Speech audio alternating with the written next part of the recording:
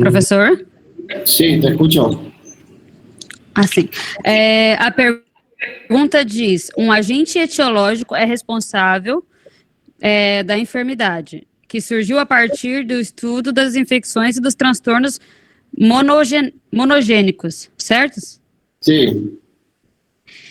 Só que no livro, essa frase ela tem mais uma parte ainda, que fala que se não se considera. Deixa eu só achar aqui no livro para eu ler exatamente como está escrito.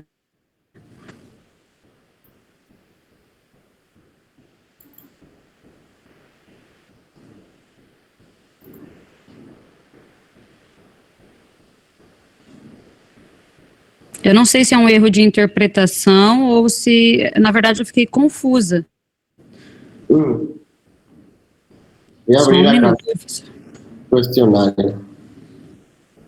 Depois disso, a gente já começa a nossa aula, tá? Tudo bem. Ó, aqui está dizendo que não se pode aplicar a maior parte das enfermidades no livro. Logo depois dessa mesma frase, diz que não se aplica a todas as enfermidades. A maior parte delas. Não, mas o que está escrito aqui textualmente? Tá em controvérsia tem controvérsia com o livro, assim, textualmente? Está escrito exatamente a mesma coisa, porém falta que não se pode aplicar a maior parte das enfermidades. Uhum. Por isso eu Não, fiquei na dúvida entre se está verdadeiro ou se não está verdadeiro. Não, até aqui é verdadeiro. Porque Entendi. o negócio da palavra surgir temos que interpretar em base a os primeiros estudos, a origem dos estudos da anatomia patológica em questão do agente etiológico. Claro, ele tem um porém, só que o porém aqui está faltando. Mas mesmo Entendi, professor. textualmente ele é verdadeiro.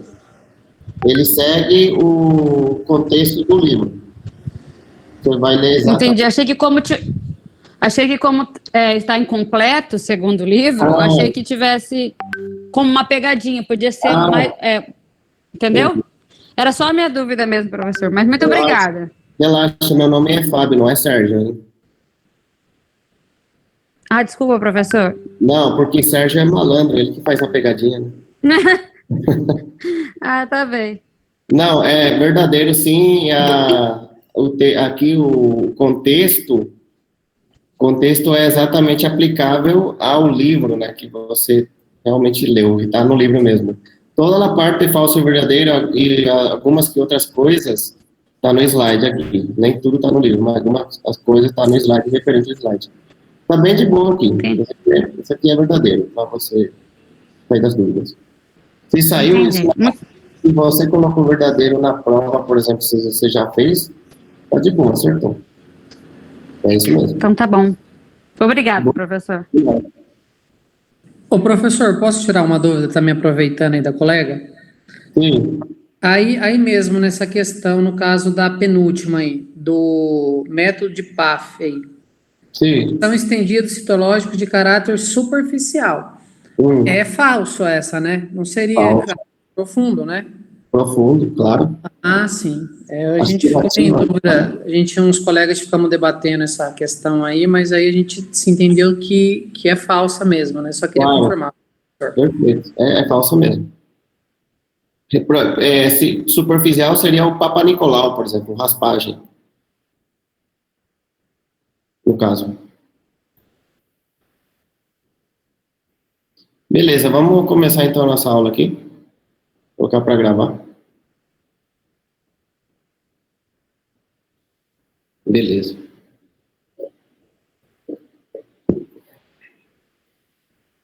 Bien. Vamos a iniciar nuestra clase en la unidad 5, correspondiendo a adaptaciones celulares.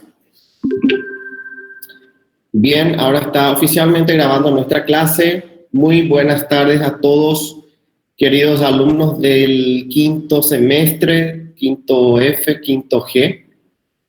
En la clase de hoy estaremos desarrollando la unidad 5, voy a colocar aquí en el chat, unidad 5, correspondiendo al planeamiento que lleva como tema adaptaciones celulares.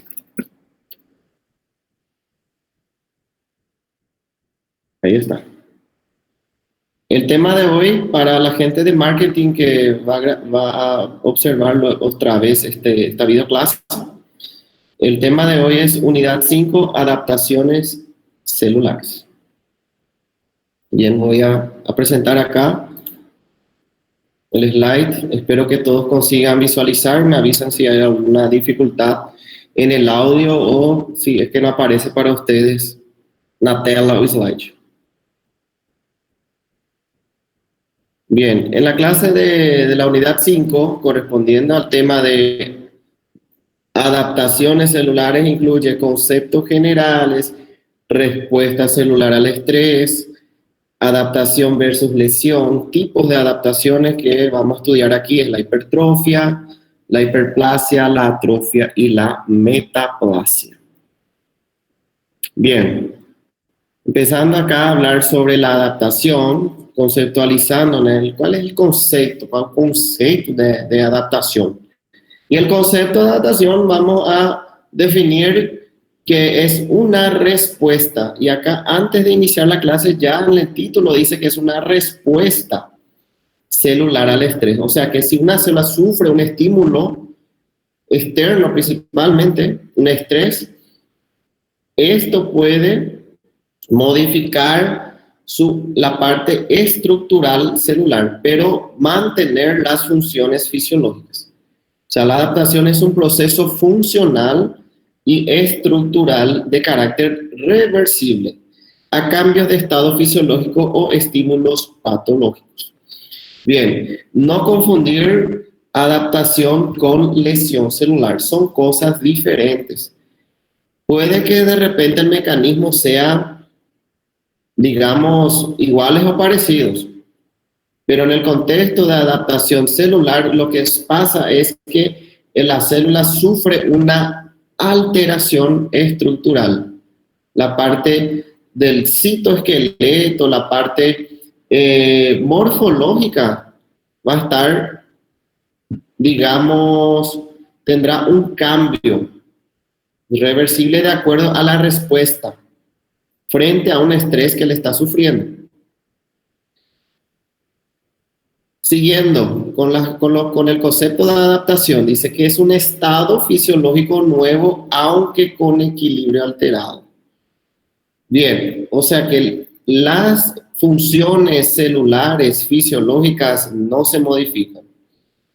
Si vamos a hablar de la síntesis de proteína, la respiración celular, aunque él consigue todavía conservar funciones que nos llevan a una lesión, que nos llevan a una muerte. Pero tiene una diferencia, un desequilibrio en el caso de la estructura celular, ¿sí? En el caso, esta célula, él no llega a un caso de lesión o muerte. Esta célula se adapta de acuerdo al estímulo que él recibe. Y ahí vamos a ver cuáles son los tipos de adaptaciones de acuerdo a los estímulos. La célula consigue sobrevivir y mantener su función.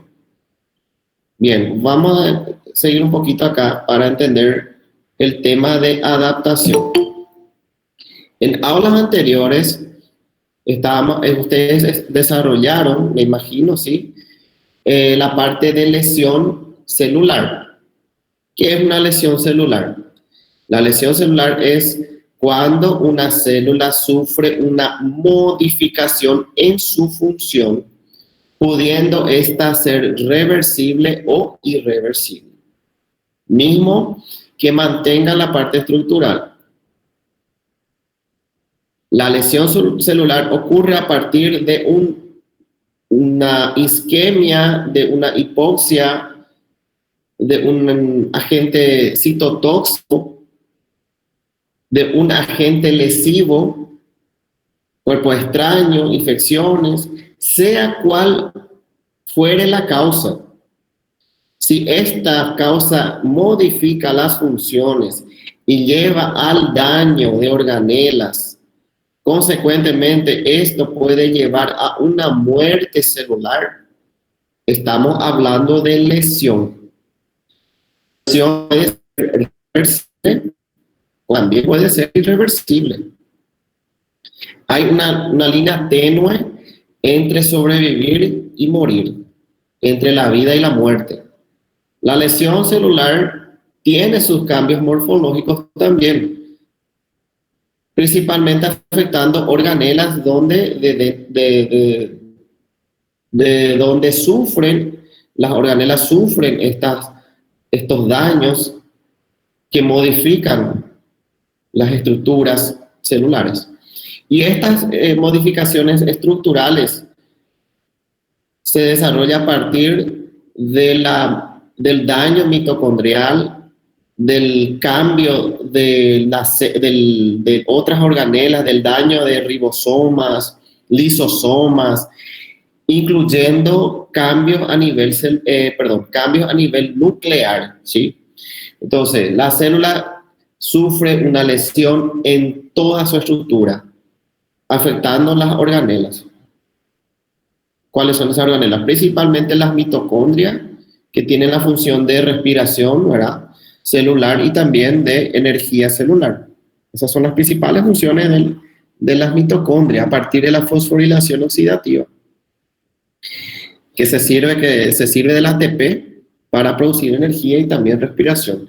Si esto sufre una disminución del oxígeno, una disminución del ATP, una disminución de la fosforilación, entonces hay una alteración fisiopatológica celular, donde esto lleva consecuentemente a un estado de reversibilidad, si es que la célula consigue superar la lesión, si es que no, si la lesión está en esta organela, o en esta imagen donde prácticamente todas las organelas, incluyendo el núcleo, está lesionado.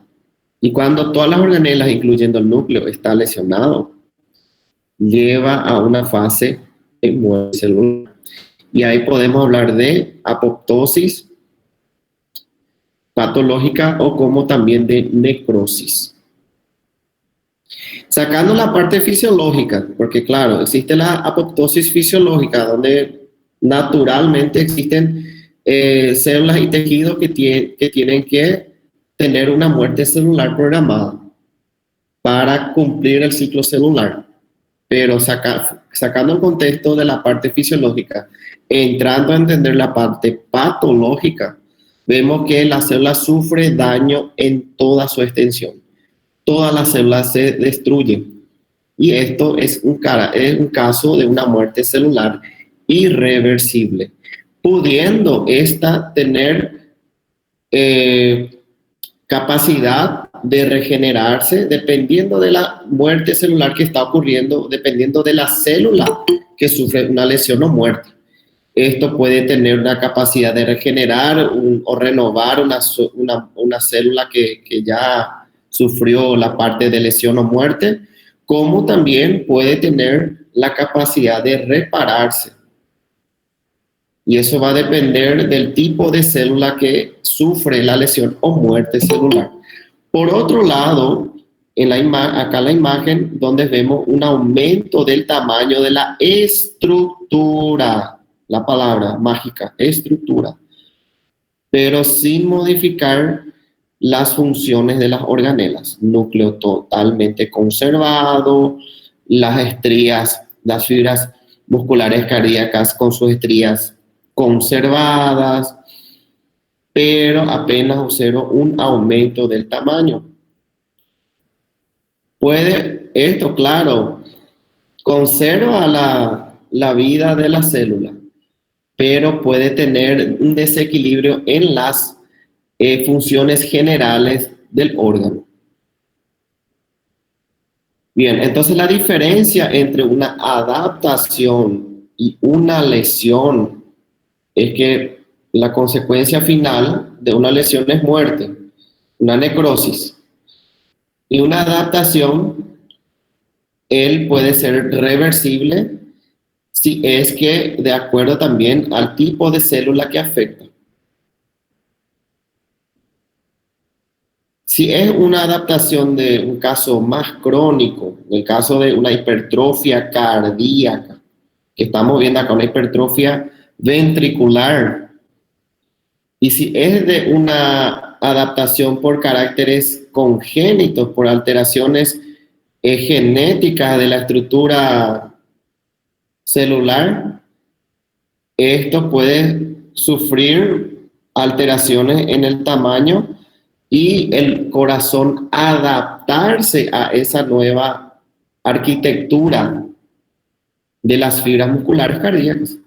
Claro que este corazón es patológico, pero no hay lesión celular. Claro que tiene secuelas. Claro que aquí vamos a ver una estenosis de la cámara auriculoventriculares. Claro que esto va a tener consecuencias cardiovasculares en la hemodinámica y también en toda su fisiología. Claro que va a tener secuelas. Claro que este corazón no va a funcionar como un corazón normal, pero no se observa una muerte celular, apenas se observa una adaptación. Esa es la diferencia. Cuando una célula se adapta por un estrés, de acuerdo a la respuesta del estrés que está sufriendo, o cuando la célula entra en fase de lesión, y esto si consigue superar la lesión puede ser de carácter reversible. Pero si el daño es persistente y no consigue superar la lesión, entonces la célula entra en una fase de muerte celular. Y generalmente le llamamos de lesión celular irreversible con irreversible. Entonces la diferencia entre adaptación y lesión, ¿sí? No, son cosas, puede ser hasta parecido, pero son cosas totalmente diferentes. Dentro del contexto anatomopatológico y mirando por la imagen, son diferentes, ¿sí? ¿Cuáles son los tipos de adaptación? Rápidamente vamos a ver acá, siguiendo el contexto, la hipertrofia, la hiperplasia, la atrofia y la metaplasia. Vamos a ir viendo los cambios, características de cada una de estas adaptaciones. Rápidamente podemos mencionar, por ejemplo, aquí la hipertrofia del músculo estriado esquelético. Esto es lo más común cuando nosotros vemos en personas, individuos que practican deportes donde hay una sobrecarga de la demanda de volumen de carga, o una sobrecarga de volumen. Y cuando hay una sobrecarga de volumen, el músculo estriado esquelético de miembro superior, tronco, miembro inferior, ellos tienden a hipertrofiarse, a aumentar de tamaño, porque ellos están sufriendo una sobrecarga de volumen. Esta es una imagen comparativa entre el trofismo del músculo de una persona común y corriente que no practica ningún tipo de deporte, no hace ninguna actividad muscular, no produce un estímulo que lleve a una hipertrofia. E acá vagamente se vê, né, digamos, depois de 3 meses você na academia, você fica um pouquinho mais fortinho. Mais ou menos assim. Claro que naturalmente, tirando os esteroides e as bombas que o pessoal toma aí. Naturalmente. Entonces, la hipertrofia es el aumento del tamaño, el trofismo de un tejido o célula, sin perder la capacidad de la función. Él continúa haciendo las contracciones musculares, cuanto más grande, mejor, ¿no?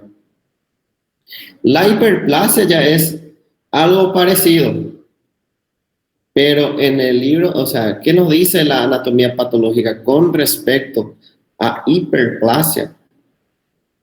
Puede ser parecido con la hipertrofia, concuerdo, pero la hiperplasia significa el aumento del número de células. El aumento no está no se origina en el aumento del tamaño del trofismo, no. Claro, consecuentemente puede haber una hiperplasia simultáneamente con una hipertrofia, tranquilamente, porque este aumento del número de células hace con que aumente, hay una acumulación de células en el tejido, y este acúmulo de intracelular, digamos, este acúmulo intracelular en el tejido, hace con que este produzca la formación de masa, o le llamamos también masas tumorales. Entonces la hiperplasia es el aumento del número de células con que puede llevar al aumento del tamaño del tejido, y este aumento del tamaño del tejido hace con que aumente la masa del tejido que está, o órgano que está sufriendo la hiperplasia. Evandro. Olá. A câmera ligada. A câmera do Evandro tá ligada. Ah, tá. Eu não consigo visualizar aqui. O que ele está fazendo? Tomara que não esteja fazendo besteira, hein?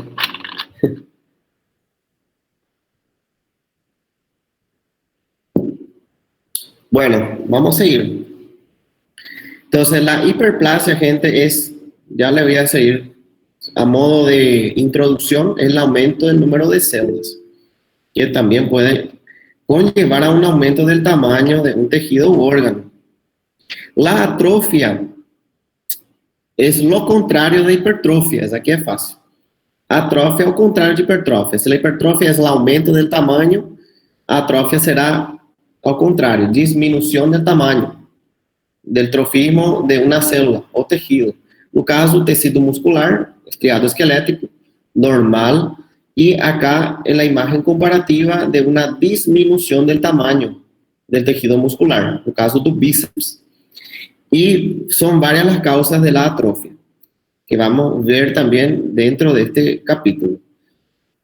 Y la metaplasia, aquí ustedes ven un cambio estructural del tejido de revestimiento epitelial. Aquí, por ejemplo, el epitelio do esófago. Normalmente, el epitelio del esófago es plano estratificado, no queratinizado. El epitelio del esófago es epitelio pavimentoso, plano estratificado, o escamoso, también llamado. Acá yo veo otro tipo de epitelio, un epitelio cilíndrico simples, o también llamado epitelio columnar, es otro nombre dele, con células caliciformes, muchas veces. Es un tipo de epitelio de revestimento do intestino, también llamado epitelio intestinal. De repente puede tener el epitelio con células caliciformes que podemos encontrar habitualmente en el intestino, pero esta es una forma de adaptación frente a lesiones crónicas, a estímulos persistentes. Esto vamos a ver también cómo se forma la metaplasia, que es una transformación epitelial de un tipo de epitelio normal para un tipo de epitelio adaptativo. Esa es la metaplasia. Pregunta con respecto a la adaptación. ¿Qué es la adaptación? Conceptualizar un concepto de adaptación. ¿Cuáles son los tipos? Está fácil esa primera parte. Hipertrofia, hiperplasia, atrofia y metaplasia. Vamos a hablar de hipertrofia ahora. Cuando inicié la clase dije, que cuando vimos en esta parte del slide, vimos el comparativo de un músculo normal del bíceps con el deltoides y el tríceps, la estructura del músculo del brazo derecho, con la imagen comparativa de una hipertrofia, un aumento del tamaño del músculo del brazo derecho respectivamente. Entonces la hipertrofia va a ser el aumento del tamaño de las células, y acá se tendría que ser los tejidos de los órganos. Las células no se dividen, dice. Puede coexistir con la hiperplasia cuando la célula puede dividirse. Su forma de concepto general. Entonces la hiperplasia puede coexistir juntamente también con la hipertrofia. Cuando el tejido o célula tiene la capacidad de dividirse, de aumentar el número de células, ya la hipertrofia, netamente hablando, corresponde a tejido muscular, donde muchas veces este tejido muscular, el esquelético estriado, por ejemplo, pierde la capacidad de dividirse, él apenas aumenta de tamaño, pero no tiene hiperplasia. La hipertrofia pura afecta a músculo estriado esquelético, por ejemplo, y músculo cardíaco, que son tipos de tejidos permanentes, indivisibles. Ahora, por ejemplo, si puede afectar el miometrio del útero en un estado de gravidez, hay una hiperplasia juntamente con una hipertrofia de este útero. Mecanismos de la hipertrofia que nos dice que es la mayor producción de proteínas celulares. Cuanto mayor proteínas celulares, más el tejido tiende a aumentar de tamaño. Não é à toa que o pessoal da academia toma um suplemento whey protein. Quanto mais eu consumir proteína, mais meus músculos eles vão ter um catabolismo hipertrófico para hacer proceso de metabolismo celular, con eso aumentar por las acciones integradas. En el caso de sensores mecánicos, ¿qué serían esos sensores mecánicos? Cuando eu estou levantando um peso, eu estou modificando a estrutura, eu estou forçando aquelas células tenham uma maior resistência ao estímulo que estou aplicando nesse momento. Então, como as células se têm que virar nos 30, então ele ativa praticamente substâncias químicas, por exemplo, o ácido lático. Não é à toa que quando você vai, depois de um bom tempo, você é uma pessoa que, de repente, não é muito fã de academia, ou começou a fazer agora, ou depois de um tempo de ficar parado, voltou a fazer a musculação, você vai ter aqueles dolores musculares. Normal. Pela ativação do ácido lático, que também são sensores químicos de acuerdo al estímulo que recibe las contracciones musculares. Claro, não confundir uma lesão muscular, que já é outra coisa, já é um processo inflamatório. Quando você exagera, você acha que é um Hulk, e você levanta mais do que você possa aguentar, você corre risco de lesionar suas fibras musculares. Isso já é um caso de processo inflamatório, já não é um caso de adaptação, não. É um processo inflamatório, uma lesão. Isso vai demorar até a tua célula se recompor. Agora, hipertrofia, normalmente, no estado natural, por el aumento da sobrecarga, que é o principal fator de aumento de tamanho, ou por fatores hormonais, ou consumo de proteína, sei lá. Tudo que promueve al aumento del tamaño del tejido ou célula, ele é uma hipertrofia. Toda vez que ele não modifique as funções. Qual a função do músculo? Contrair. Ele faz o processo de contração e de força, resistência. Esse é o músculo. O músculo, ele tem a capacidade de nos prover força física, resistência física e também de adaptação, adaptar o processo que ele está, no caso, fazendo uma resposta frente ao estresse. Os fatores de crescimento também são uma ação integrada. Ou seja, por que ele fala integrada? Porque está de forma conjunta. Quando há sensores mecânicos, normalmente quando levantamos peso, el factor de crecimiento se activa. La célula tiende a adaptarse, a aumentar de tamaño para tener mayor resistencia ao sensor mecânico, que é o levantar pesos, né?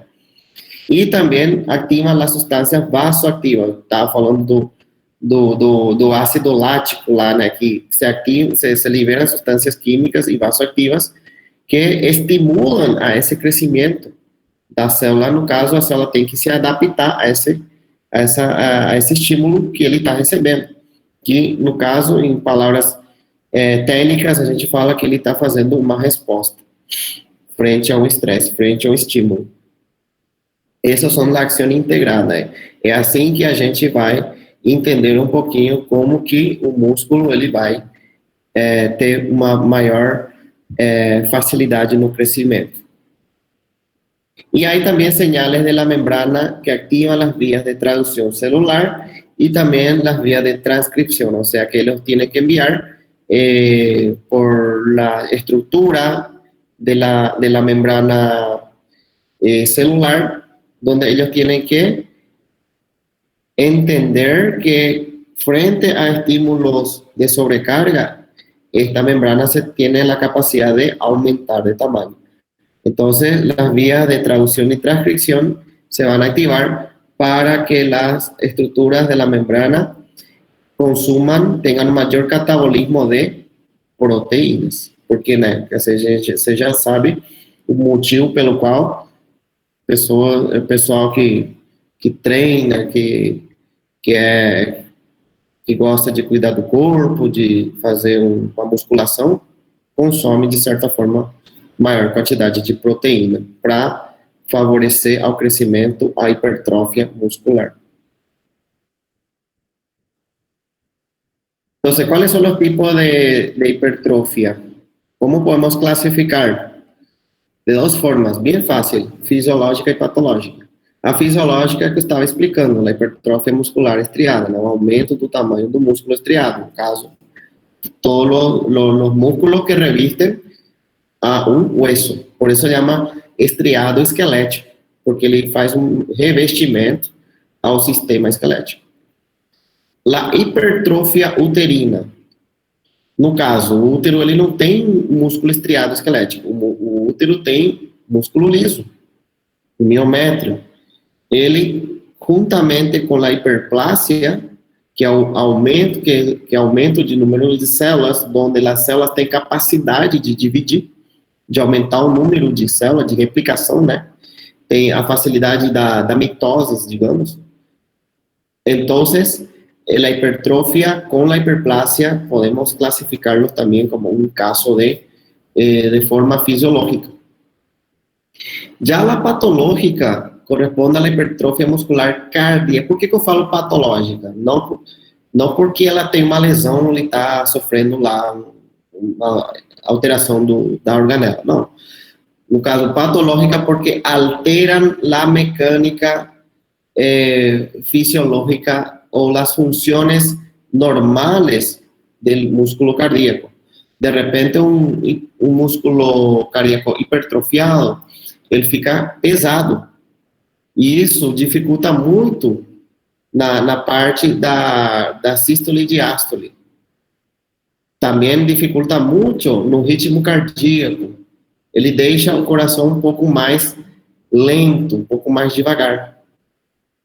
A hipertrofia muscular cardíaca, no caso que a gente vai ver aqui no exemplo, pode ser concêntrica, de caráter congênito, por uma anomalia congênita, já desde a embriogênese, teve uma alteração na estrutura ventricular do músculo cardíaco, no miocárdio, teve uma alteração, uma modificação genética, e isso com o crescimento, depois, né, pós-nascimento, com o crescimento do indivíduo, do ser vivo, do ser humano, haga um crescimento anômalo do ventrículo. Estamos vendo que solamente afeta o ventrículo izquierdo, ¿sí? Con el tabique interventricular.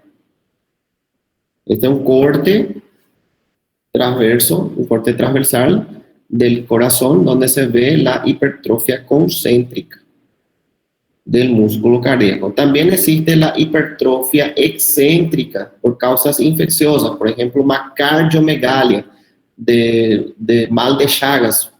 Ele causa aumento do tamanho do músculo. E isso vai levar a uma insuficiência cardíaca. Acá, en lo que vimos la imagen del útero gravídico, una gravidez, una gestante, tiene una hipertrofia fisiológica. E acá uma imagem comparativa, essa aqui é uma montagem, onde vemos o comparativo do músculo normal, né, do indivíduo e da hipertrofia fisiológica do músculo estriado esquelético. Tá? Isso aqui é só uma montagem, não que o cara tenha defeito congênito. Uma montagem, só para fazer um comparativo assim. Acho que fizeram um Photoshop no cara. Y acá vemos una imagen del otro corte, de otro ángulo, la imagen macro y la imagen micro de la hipertrofia muscular cardíaca. Como dije, puede ser de carácter congénito por una anomalía congénita donde el músculo cardíaco, el miocardio, va a crecer de forma anómala, se va a adaptar, no va a sufrir lesión. Sí, la lesión en el miocardio que nosotros vimos aquí, caso se um músculo cardíaco ele sofre lesão, ele não vai sofrer hipertrofia, ele vai sofrer um infarto. Sim, aqui o músculo está normal, mas pode estar também hipertrófico, aumentado pelo edema, pelo processo inflamatório agudo que está sofrendo o músculo cardíaco. Aqui uma necrose coagulativa, um infarto. Acá vemos una hipertrofia patológica del músculo cardíaco del ventrículo izquierdo, juntamente con el tabique, el bombado, y esto altera totalmente las funciones fisiológicas, ¿sí? Alteran, deja un corazón más lento y puede llevar a una insuficiencia. Un caso de una adaptación patológica, una hipertrofia patológica. La imagen microscópica vamos a ver que hay un aumento del tamaño de las fibras musculares. Recordando que estamos hablando de hipertrofia. Aquí en la primera línea, en esta primera parte, podemos ver, vamos a un corte aquí por la mitad. Aquí las fibras musculares están normales. FMN, colocar así, FMN. Trocar até de color, não aqui, para ficar melhor. Por ejemplo, aquí fibra muscular normal, digamos. Histológicamente, como es la fibra muscular cardíaca. Las fibras musculares cardíacas son bifurcadas, núcleo centralizado, con discos intercalares y las fibras tienen estrías.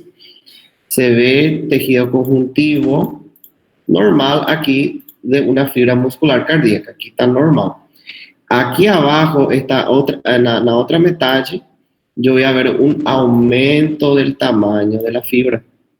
Yo falei, aumento de tamaño es sinónimo de hipertrofia.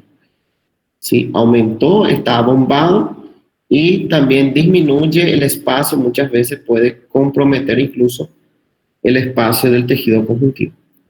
Pero lo principal es que vemos el aumento del tamaño de las fibras musculares cardíacas que consecuentemente de forma progresiva él va a producirse un aumento de tamaño de las demás fibras musculares cardíacas.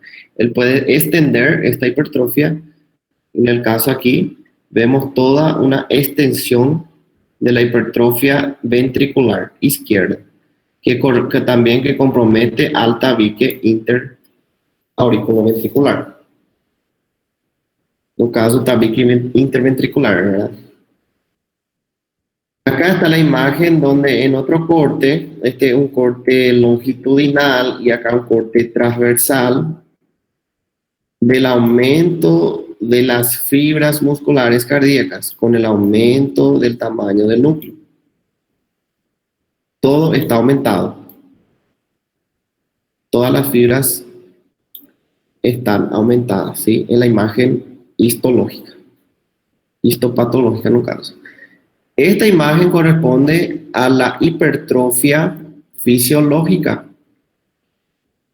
ou seja, um aumento do tamanho do útero. Mas qual a estrutura do útero aumenta? A gente também tem que recordar, assim como no coração, o útero também tem 3 capas. No coração, as 3 capas são endocárdio, miocárdio e pericárdio, que vai crescer aqui ao miocárdio, sim? Na imagem do útero, lembrar que também o útero tem 3 camadas: endométrio, miométrio y perimetrio, lo que va a aumentar el tamaño y consecuentemente hace con el crecimiento total de este órgano es el miometrio. Mio significa músculo, células musculares, miocitos. Y lo que va a aumentar acá en una imagen normal, acá veo una imagen normal. Este es un útero normal. Y la otra imagen comparativa, vemos el tamaño del útero normal. Es un proceso adaptativo. Después de 9 meses, posterior al parto, posterior al parto normal o cesárea, el útero vuelve a su estado estructural normal, ¿sí? A su tamaño normal. Esto está en un estado de hipertrofia fisiológica por estímulos hormonales, ¿sí? Por estímulos hormonales. Entonces, la imagen microscópica, vemos fibras musculares cardíacas normales, fibras musculares del miométrio, no caso, no es cardíaca, es do útero, perdón. Del miométrio do útero, ¿sí? Fibras musculares lisas, no caso, y componente principal do miométrio é tecido muscular liso. Acá podemos ver que está de repente normal, y acá vemos el aumento del tamaño de esas fibras musculares lisas. Vale recordar las diferencias musculares. El corazón, músculo cardíaco, miocardiocitos, formado por miocardiocitos. Los miocardiocitos van a formar fibras musculares estriadas cardíacas.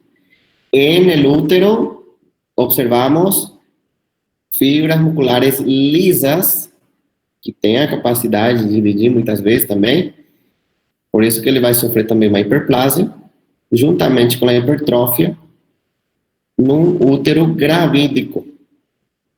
Ele vai fazer um aumento de tamanho, aqui na imagem é normal, e aqui vemos a imagem das fibras musculares lisas do miométrio, né? Hipertróficas. Esta aqui é a imagem macro del útero hipertrófico, útero gravídico, y la imagen de un útero normal. La imagen micro de las fibras musculares lisas do miométrio, do útero, en sus parámetros normales. Já aqui, na imagem seguinte, vemos uma hipertrofia del músculo liso del miométrio do útero gravídico. Son diferentes, ¿sí? La pregunta con respecto a la hipertrofia. ¿Qué es la hipertrofia? Es el concepto. ¿Cuáles son los ejemplos de la hipertrofia patológica y también la fisiológica? Bem de boa, bem fácil, não tem mistério. Vamos a ver ahora la hiperplasia, haciendo un comparativo también, ¿verdad? Entre hipertrofia e hiperplasia. La hiperplasia ya había adelantado el concepto, ya tinha falado no começo, que es el aumento del número de células en tecidos donde tiene la capacidad de dividirse en células divisíveis, que ela tem a capacidade de fazer o processo de mitoses. Porque, né, a partir de uma célula madre, pueda tener la capacidad de dividirse, ¿sí? Multiplicar el número de células. A menudo, como ya le dije, puede coexistir con la hipertrofia y solamente, de novo, repetindo o caso, né? A hiperplasia é viável em tecidos onde as células têm a capacidade de replicação, de divisão celular. Também, este tipo de adaptação pode ser patológica ou fisiológica. Na imagem da hiperplasia patológica. Esta é uma hiperplasia prostática benigna. E o nome benigno não significa que ele é bom, ou que ele é um caso fisiológico. Não. O nome da nomenclatura benigno se refere a que ele é um aumento de tamanho, ou uma formação de tumoração, uma formação de tumoração do tecido, pero que não causa nenhuma alteração a órgãos adjacentes. Um tumor benigno, ele somente cresce o tecido órgão afetado, sem modificar a estrutura do órgão, sem modificar, no caso, ou disseminar a célula, a hiperplasia, em outros órgãos, nesse sentido. Isso, se caso a célula se modifica, ela muta, e ela tem a capacidade de invadir outros tecidos adjacentes, que é ao redor, né, do órgão, aí já falamos de um processo de câncer.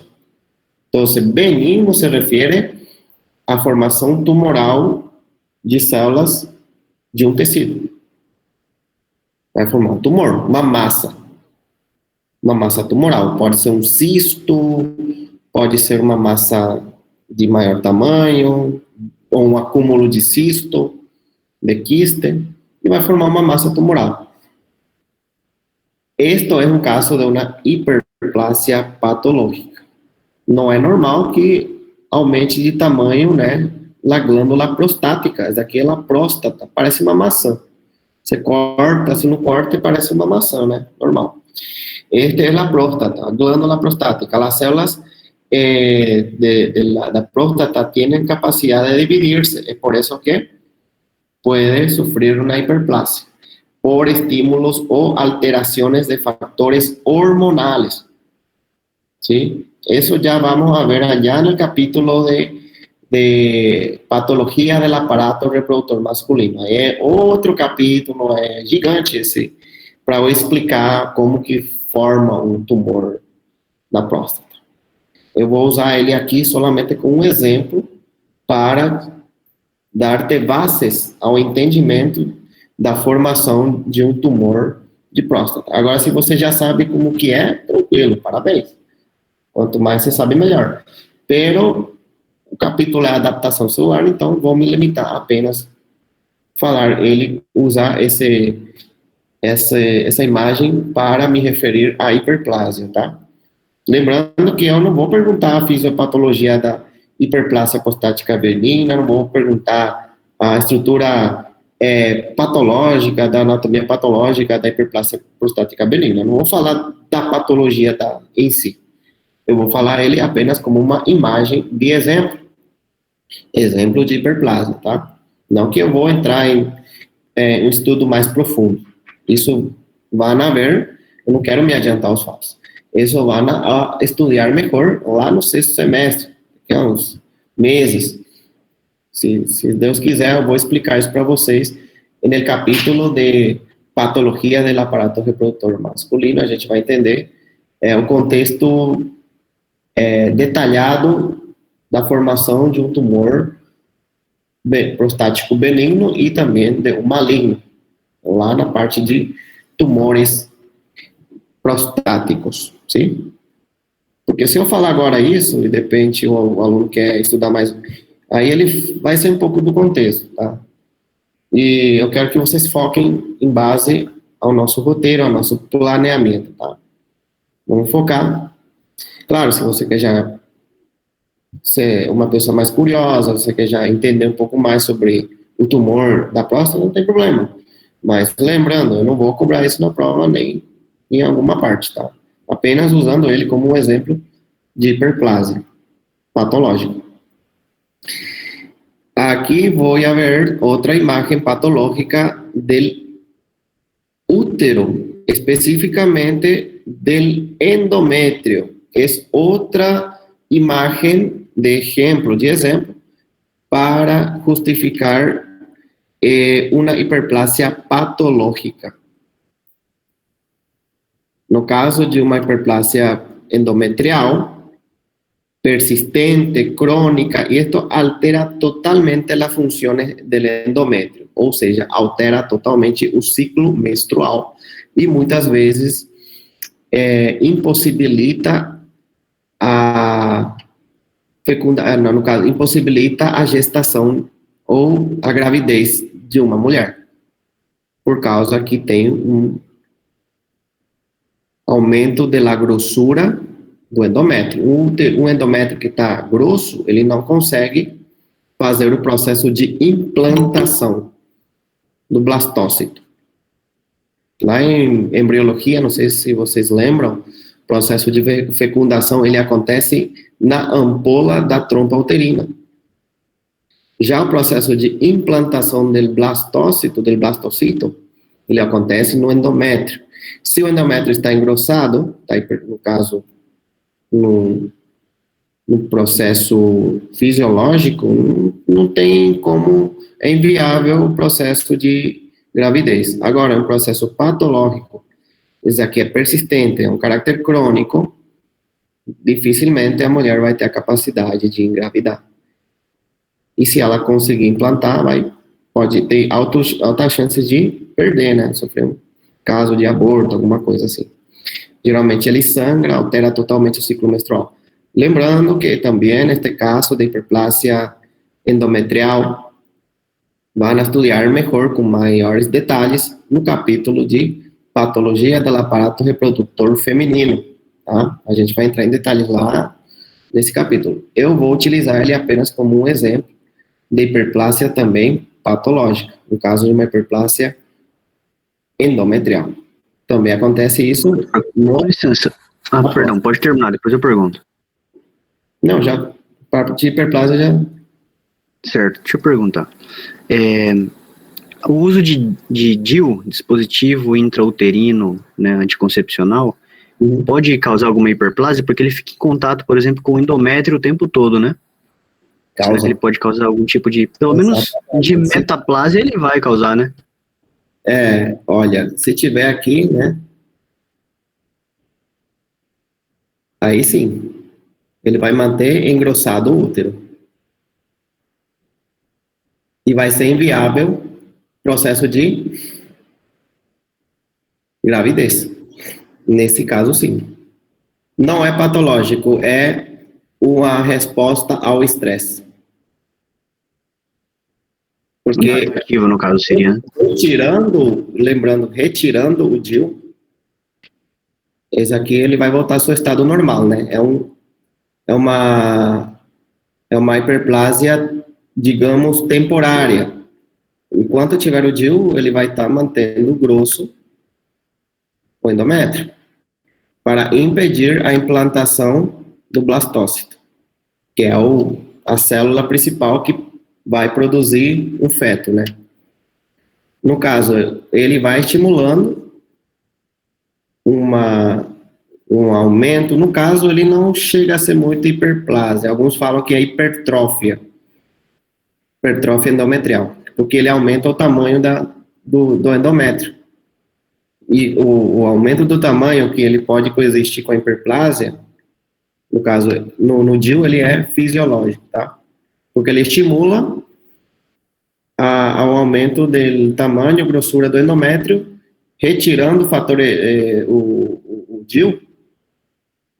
Depois de um tempo, a mulher ela pode voltar com o seu endométrio ao seu estado normal e ela tem capacidade de engravidar, no caso. Entendi, doutor, obrigado. Beleza? Aqui, no caso do contexto patológico, é por outras causas, assim, tipo, ela tem que fazer um tratamento já com hormonas, tratamentos hormonais. Já vai ter que consultar com um ginecologista, um endócrino, para fazer esse tratamento. Aqui não precisa, né? O DIU é só, ele estimula aumento do tamanho, retirando o DIU. Precisa fazer tratamento para voltar ao normal o endométrio. O endométrio, por conta, ele já volta ao seu estado natural. Nesse contexto, do DIU, é fisiológico.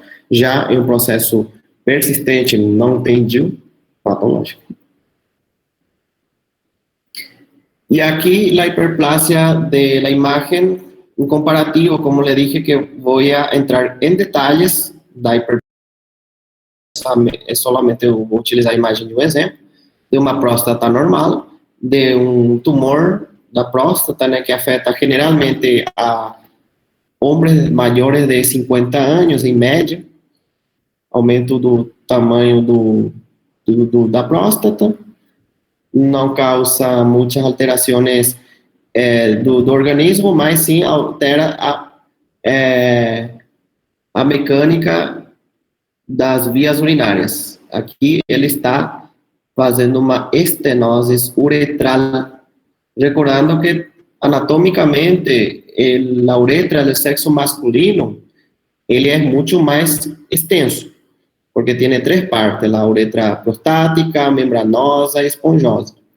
Quando a uretra prostática está comprimindo, está sendo comprimido pela tumoração, no caso da hiperplasia prostática benigna, ele dificulta o trajeto de saída da urina. Isso vai levar a uma série de alterações das vias urinárias, desde uma infecção urinária baixa, uma infecção urinária do meato uretral, como também pode alterar, inflamar a bexiga, causando uma cistites secundária à hiperplasia.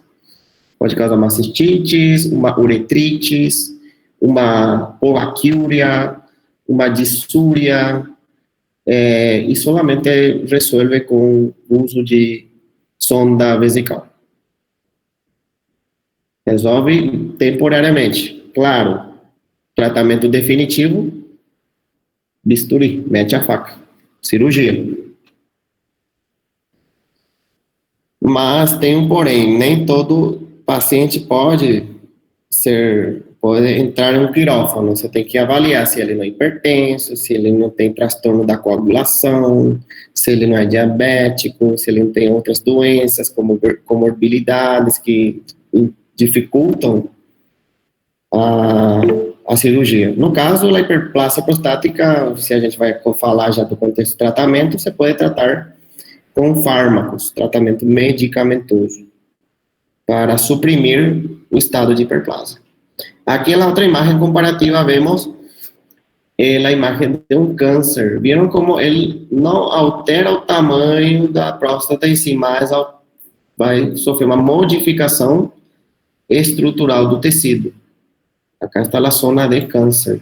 Uma mutação das células, tanto do parênquima quanto do estroma prostático. E isso vai levar a um processo de necrose, inflamação e metástases, que é a disseminação de células cancerígenas a outros órgãos vecinos.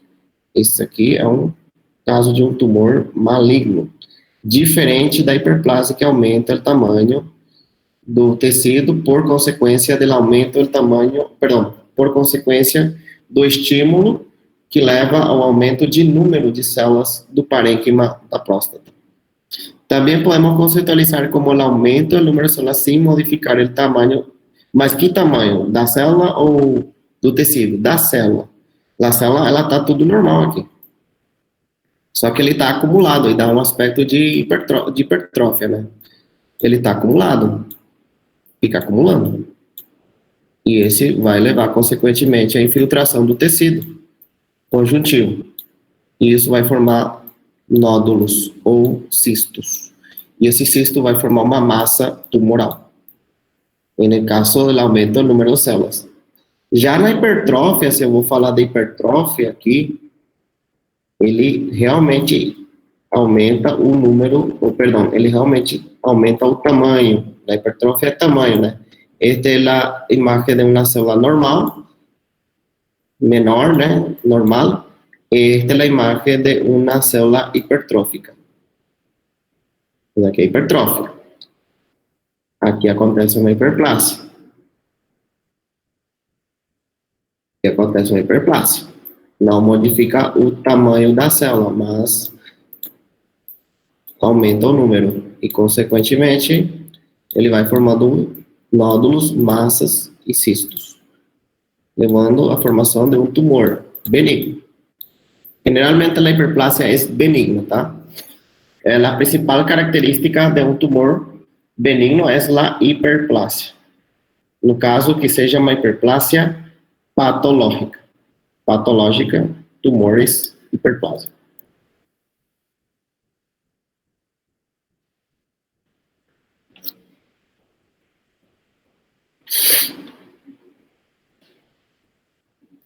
Vitória, a hipertrófia do músculo cardíaco, se é de uma hipertrófia congênita, que ele vai aumentando conforme o tempo, alterando na estrutura do miocárdio, é patológico. Já a hipertrófia vamos falar de atletas, também esse porém, tem um porém lá que você vai ler no livro. A hipertrofia cardíaca de atletas. Os que praticam los atletas de corrida, maratonistas, que praticam esporte triatlon, é uma hipertrofia excêntrica fisiológica. Sim. Nesse caso, a hipertrofia muscular cardíaca de pessoas atléticas, de deportistas, exatamente, está escrito lá no livro, de alto rendimento, ele tem uma hipertrofia cardíaca. Excêntrica, ele é fisiológico. Ele é fisiológico. Nadadores, o caso daquele, não lembro agora mais, não sei o nome, medalha de ouro de natação, Phelps, quero ver seu apelido. Ele tem esse vai medir a pressão dele, é 8,5. A gente vai falar, não, ele está com uma hipotensão. Mas para ele é normal ter uma hipotensão, por causa que o músculo dele, cardíaco, é excêntrico, é uma hipertrofia excêntrica. Para ele o normal, para ele é isso. Respirar normal. Michael Phelps, obrigado. Lembrei só do apelido dele, do nadador lá. Ele tem uma hipertrofia cardíaca excêntrica, e para ele está normal, porque ele é esportista, atleta de alto rendimento. Nesse caso é fisiológico. Já no concêntrico, patológico. Eu vou escrever aqui já no chat. Hipertrofia excêntrica de alto rendimento cardíaca, né? Vou colocar cardíaca.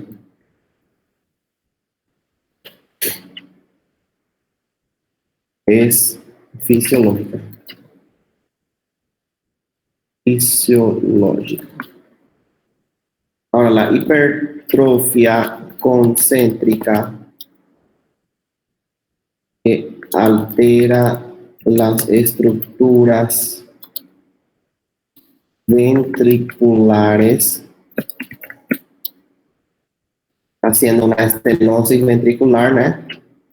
Él es patológico, carácter congénito, de origen congénito.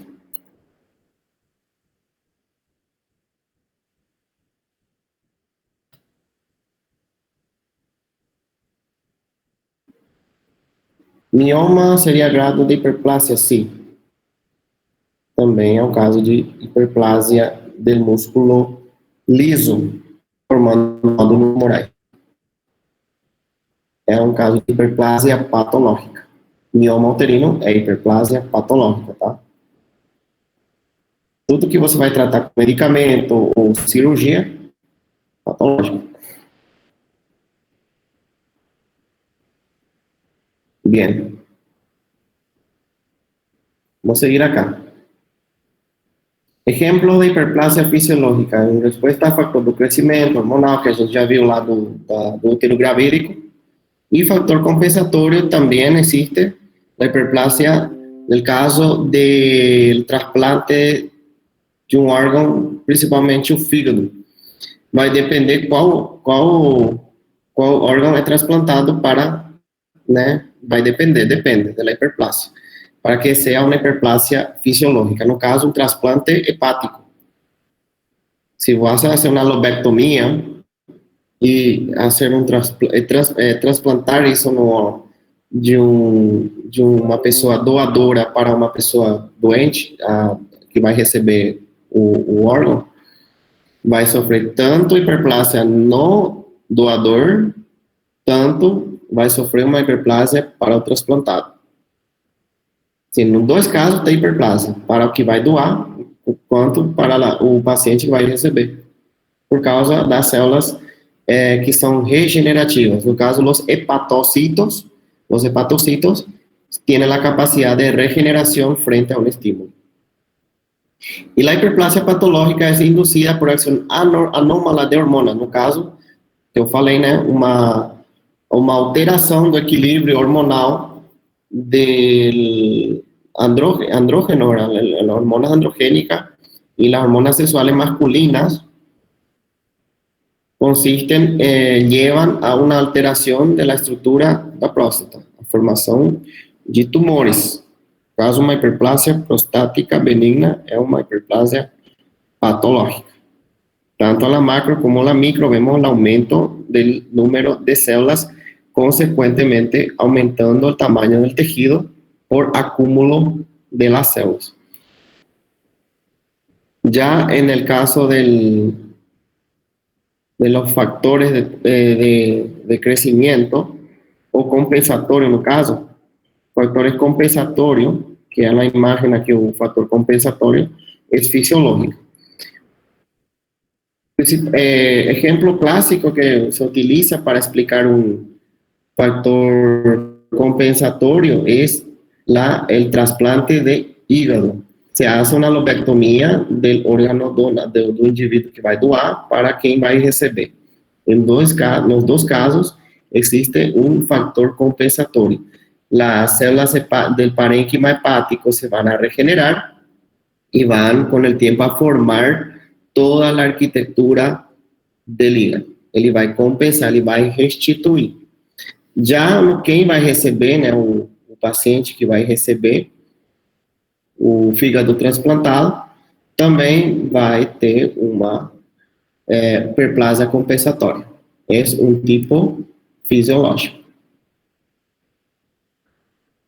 Pergunta de hiperplasia. ¿Qué es la hiperplasia? ¿Cuáles son los ejemplos? Patológica y fisiológica. De boa, tranquilo. Não tem segredo. Atrofia. Lo contrário da hipertrofia, né? Se o músculo aumenta, ele pode também diminuir. Existe a fisiológica, existe a patológica. A atrofia consiste, o conceito de atrofia é diminuição, né? No caso, se a gente vai estudar a partir da nomenclatura, a palavra atrofia, o A em grego, ele significa não, é uma negação. Né? Atrofia, não tem trofismo. Em outras palavras, se a gente vai traduzir do grego para o espanhol ou português.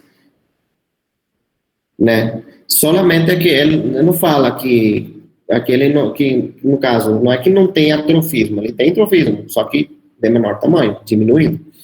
E acá é disminuição no tamanho da célula por pérdida de substância celular. Uma pessoa que, por exemplo, toda a vida foi na academia, né? O famoso maromba, né? Beleza, pode ser naturalmente hipertrófia, o uso de algum suplemento, anabolizante, não importa, está hipertrofiado. Deu tempo, sofreu um acidente, uma doença grave, crônica, perdeu a sensibilidade, se foram afetadas as fibras nerviosas, ou fatores nutricionais, já o cara largou a mulher, cachaça, descuidou da vida, não quis mais saber, depressivo. Um exemplo, né? Vamos falar de exemplos clássicos. De carácter nutricional, dejó de consumir regularmente proteínas que son necesarias para mantener la hipertrofia del músculo. Hay varios factores de atrofia. Toda vez que disminuye el tamaño de la célula, que conlleva eso a la disminución del tamaño del tejido u órgano, es una atrofia. Y esto responde a varias causas. La carga de trabajo disminuida, como dije, cara era excelente, disciplinado, de un día para otro, desandó por algún motivo, o por un accidente, o por doenças infecciosas crónicas, o por un trauma. Todos son factores que llevan a una atrofia de la célula, consecuentemente afectan el tejido. Pérdida de la inervação. No livro está escrito denervação, é a mesma coisa de pérdida de inervação. No caso de um trauma que afeta as fibras nerviosas motoras, pierde la capacidad de contracción muscular, disminución del flujo sanguíneo, nutrición inadecuada, una nutrición hipocalórica, com baixo nível de proteínas, pérdida endócrina, una disminución de factores hormonales, envejecimiento, ou também chamado senescência celular, da palavra senectude, envelhecimento, significa isso.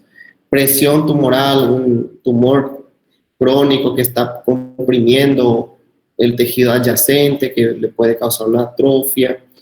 Y aquí vemos la imagen de una atrofia. Es fisiológica.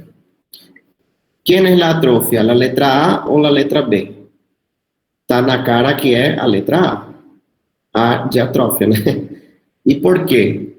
Menor tamaño de la masa encefálica, se observan las circunvalaciones menores, grandes espacios entre las circunvalaciones cerebrales, está más separada la parte del hemisferio.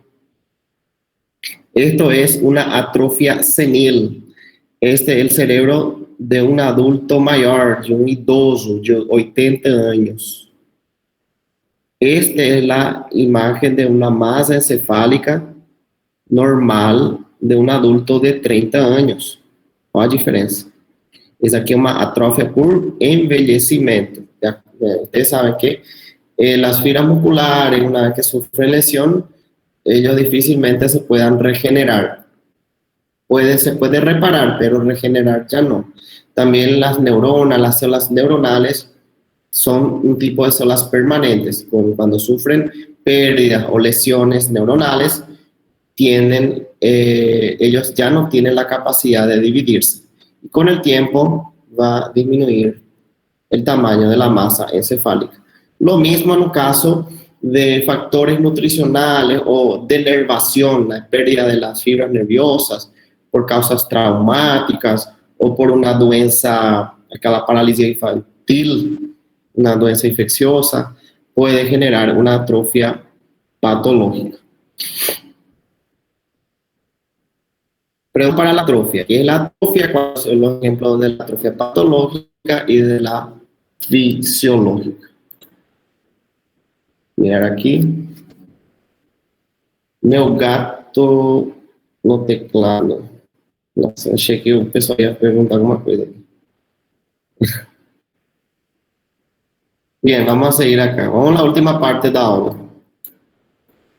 Metaplasia. Lembra da música do Raul Seixas, Metamorfose Ambulante?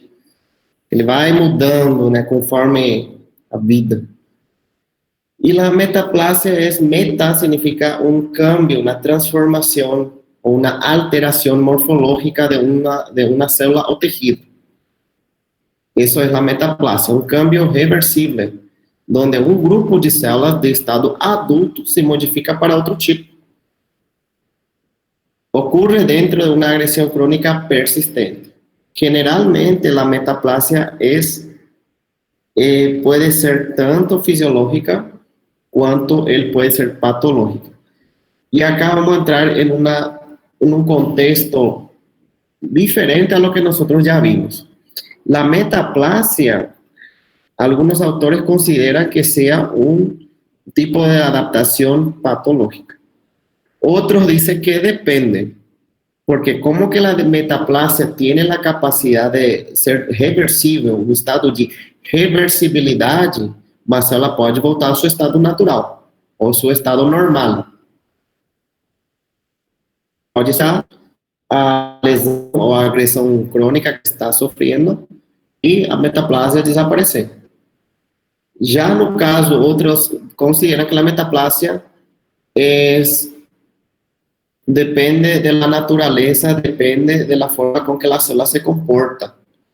Si en este caso la célula consigue superar o estímulo, o estresse, ele consegue dar uma resposta ao estresse, que é a agressão crônica persistente, no caso de um refluxo gastroesofágico, por conta de uma patologia gastroesofágica, a enfermidade por fluxo gastroesofágico, o famoso ERGE, ERGE. Também é um capítulo dentro de patologias gástricas, patologias gastrointestinais, do trato gastrointestinal.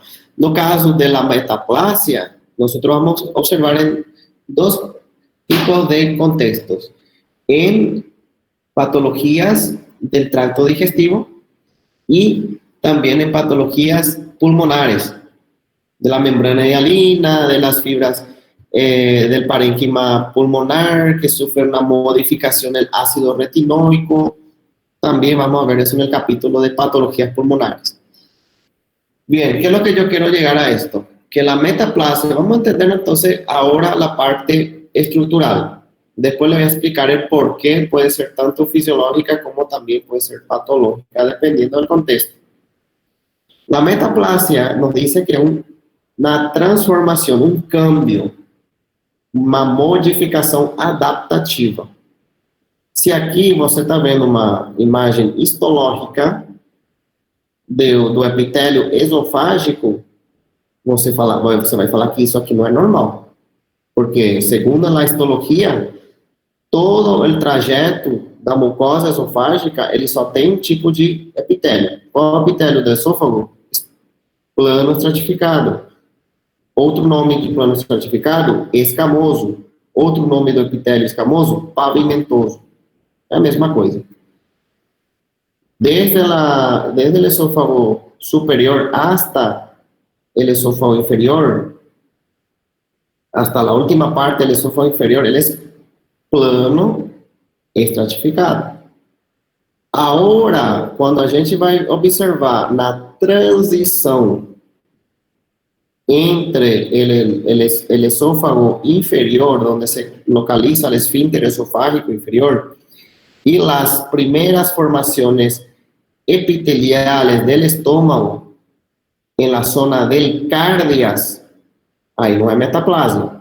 Se você vai fazer um corte histológico no cardias, você vê uma parte plana e outra parte cilíndrica, ele é normal, ele não é metaplasia, ele é transição. Agora, se você vai fazer um corte, uma biópsia, no terço esofágico, terço médio, aqui no meio, e aí tinha que ser plano, normalmente, né? Aí você encontra células cilíndricas. Aí sim é metaplasia. E antecedentes patológicos del paciente que tem metaplasia esofágica é por conta de uma lesão crônica agressiva, persistente, no caso da enfermidade do refluxo gastroesofágico. Qualquer alimento que a pessoa está consumindo e ela constantemente está sofrendo refluxo, atenção, consultar com um gastroenterólogo, fazer uma endoscopia digestiva alta, fazer uma biópsia e estudar o caso. para ver se não está tendo uma metaplásia. Por que é importante? Ah, mas não precisa fazer, se você falou que é reversível, é só tratar o refluxo que ele reverte. Até aí tudo ok. Mas quem garante que ele não vai formar posteriormente um adenocarcinoma? Quem garante que ele não está iniciando um câncer de esôfago? Você não pode se dar o luxo de falar que vamos tratar a doença, que você vai reverter o quadro e vida que segue. Você tem que ver se essa metaplásia não está iniciando um processo patológico de displasia. Aí a gente vai ver lá no capítulo de neoplasias. Displasia, a pérdida da arquitetura. Esta célula pode mutar se as lesões não são tratadas adequadamente. Persiste por anos essa metaplásia aqui. E ela já não tem capacidade de volver a produzir mais células cilíndricas. Essas células vão se adaptar por conta de uma lesão do P53, a proteína 53. O que é essa proteína? É uma proteína que tem a função de, digamos, reparar o ADN do núcleo. O P53 se encarga de reparar o DNA nuclear.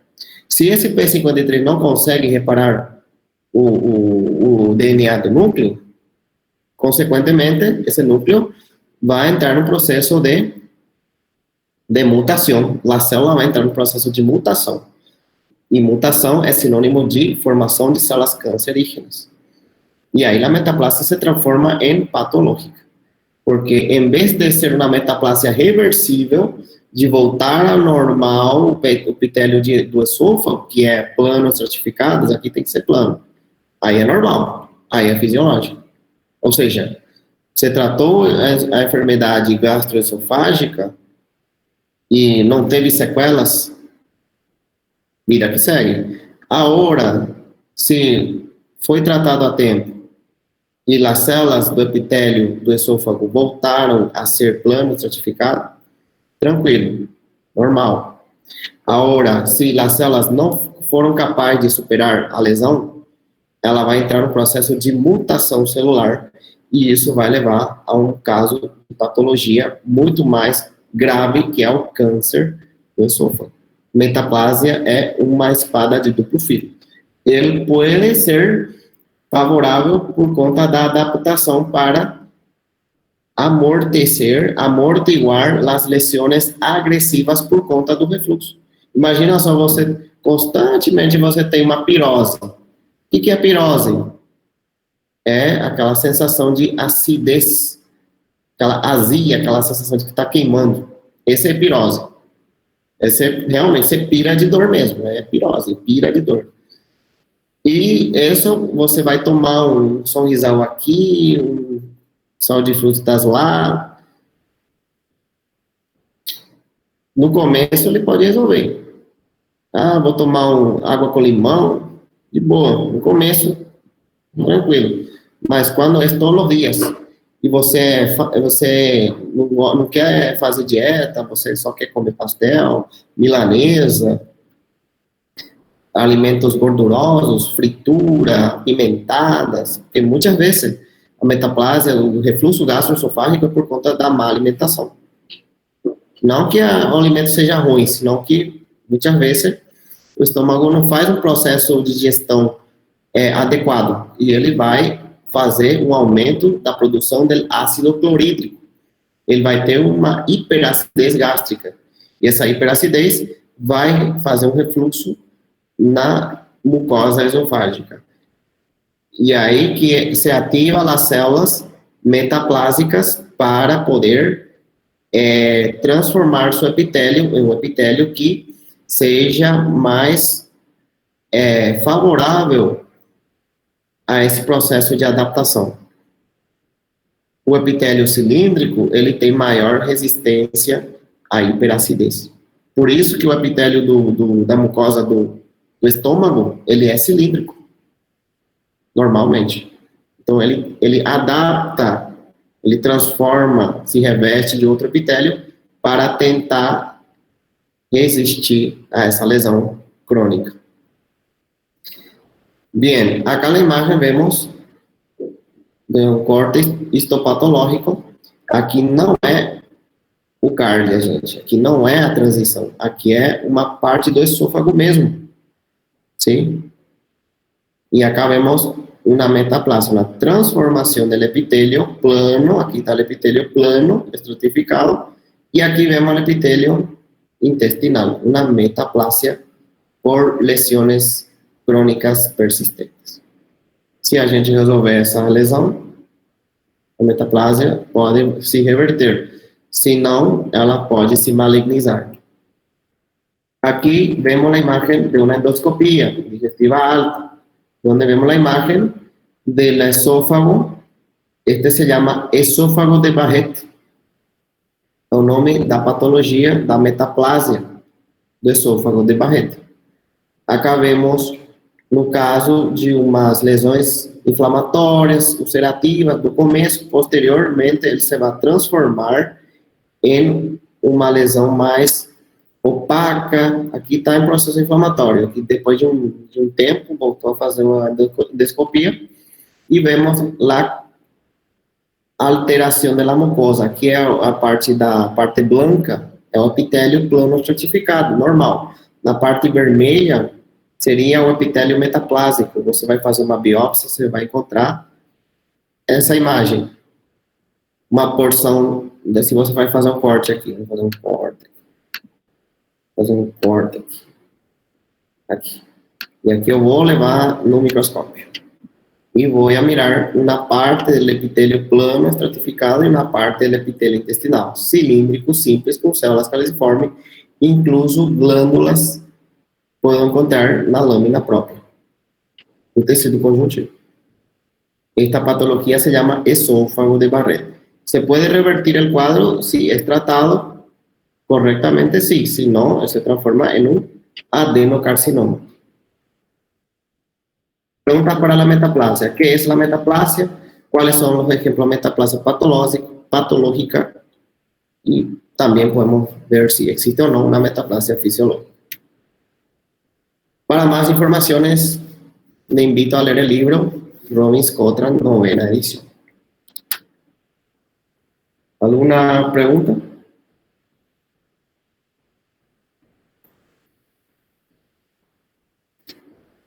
¿No?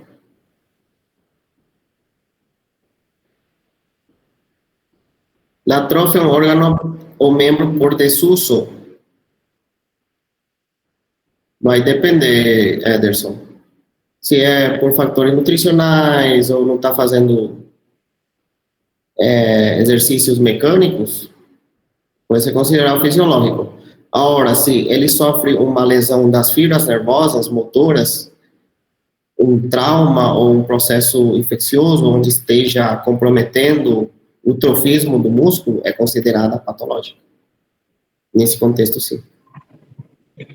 Sí, mi pregunta refiere, profesor, a un individuo que, digamos, parapléjico o tetrapléjico, que tiene la atrofia de sus miembros. Patológica. ¿En qué clasificación entraría, si ese caso? Patológica. Porque hay un estímulo agravante que ese ya en el caso es irreversible.